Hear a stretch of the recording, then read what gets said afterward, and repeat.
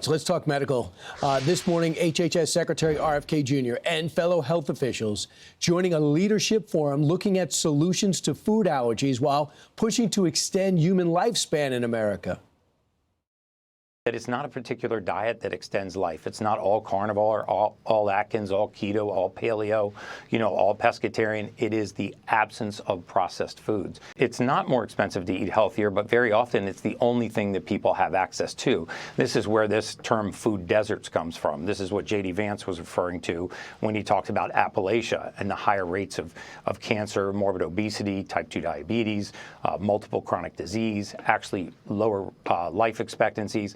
This is because these areas of America that are rural are only served by the highly processed food industry.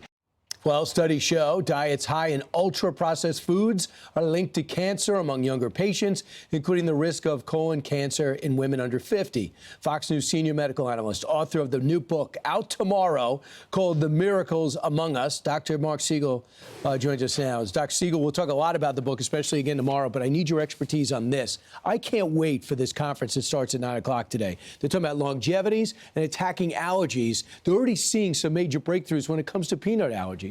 And that's because if you feed tiny kids little bits of peanuts at the beginning, rather than keeping them away from all natural foods, the immune system recognizes a peanut and it leaves it alone. If you sterilize a kid's environment, ultra-sterilize it, the immune system goes haywire and converts it into allergies. That's where food allergies come from. Little bits of the things like that, like peanuts in foods, decreases food allergies. The study of MAHA on the environment and what we're doing to our children is hugely important, and that's what that conference is about today. How do we provoke allergies instead of properly priming the immune pump? When are we going to get the modern food pyramid from HHS? We keep hearing about these studies. We see the gains. We see the major food outlets changing their policies, but I want to see a new pyramid. Yeah, they're working on it. They're working on it. I can tell you what it's going to be. We're already hinting at it. It's not going to be ultra-processed foods. What are ultra-processed foods? That study that you alluded to at the beginning from Harvard, looking at nurses, 29,000 nurses from 1991 to 2015.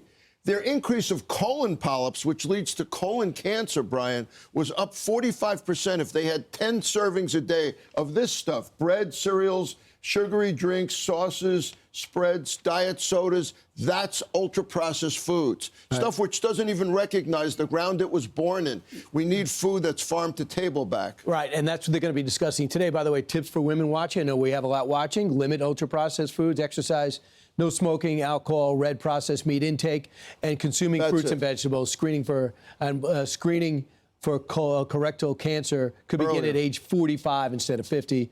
Colonoscopies can remove those polyps, preventing cancer development. Mediterranean diet, plenty of fruit and vegetables. And hopefully that'll be discussed today. The other thing that happened, it's a really scary situation. Senator Fetterman, who's had heart problems in the past, was walking, passed out, brought back. He wasn't clumsy. He had an episode. Look, we've talked a lot about his stroke and about his depression, and I am so proud of him and his courage and his medical miracle that he's now talking fluently. He's making total sense. He's pro-Israel now. He's really moderate. It's almost like his out-of-body experiences that he's had have made him more open to different ways of thinking. That, what you just saw with him, is something Mehmet Oz talked to me about last week.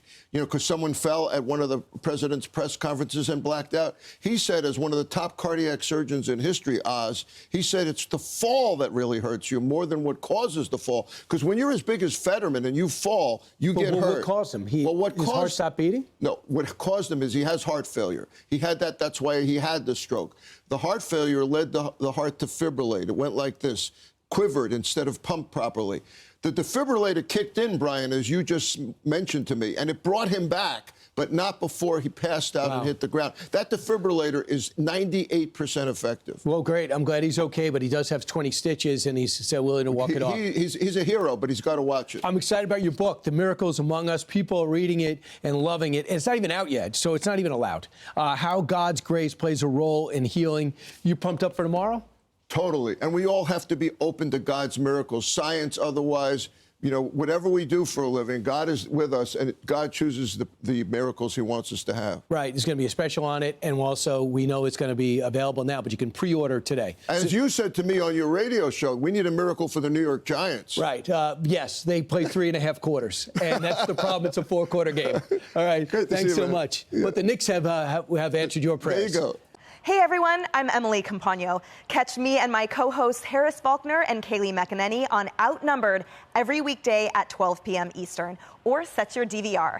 Also, don't forget to subscribe to the Fox News YouTube page for daily highlights.